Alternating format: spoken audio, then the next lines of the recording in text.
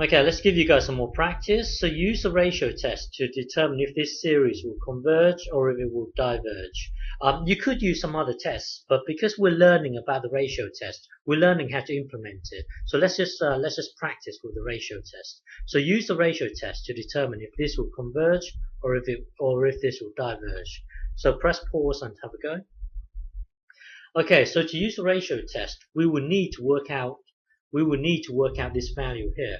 We need to work out the limit of the next term divided by the current term and then take the apps. So looking at this, the next term an plus 1 here will be this, because you would put n plus 1 into here, so that's this bit here, and then you need to put it into here, that's this bit here, and then you would need to put n plus 1 into this n here, that would be this here. So your an plus 1 will be this, your an will be this. So now once you're here, then have a quick glance from 2 to infinity. Is it ever going to be negative? Well, if you sit down and think about it, this whole thing here, this thing here would never be negative, this thing here would never be negative, this thing here would never be negative, this thing here will never be negative. So in the realm of from 2 to infinity, you don't really need the absolute sign, because it's always going to be positive. So we can discard the absolute sign, and then here you've got one fraction divided by another fraction. So rewrite as one fraction times the reciprocal of this fraction here. So that would then give you this. So now tidy this up. So looking at this, so you can imagine this as being 4 to the power of n times 4 to the power of 1. This 4 to the power of 1 will cancel out with this. So visualize this as this, and then this 4 to the power of 1 here will cancel out with this, and then group this with this n plus 1. So group this n with n plus 1, and then group this thing here with this thing here.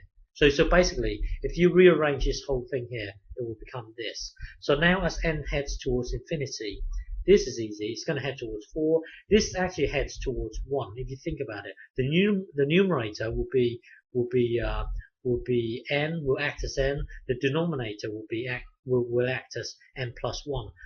Will act as n. So this thing here will head towards 1 as n heads towards infinity. This is not so easy to determine. So we've got to do this. So on a side note, we need to determine if this will. We need to determine the limit of this as n heads towards infinity. You see, we can tell this is going to head towards 1, but this is a bit hard to tell. So as a side note, try and work out the limit of this. So we would map a function on top of this. So turn this into a function and then work out the limit of this function here. So using L'Hopital's rule, as n heads towards infinity, natural log of n looks like this. So as n heads towards infinity, it will get bigger and bigger and bigger. So this will head towards infinity, and then this will also head towards infinity. So here you've got infinity over infinity. It's an indeterminate form, so you can use L'Hopital's rule. So applying L'Hopital's rule, differentiate the top, that will then give you this. Differentiate the bottom, that will then give you this.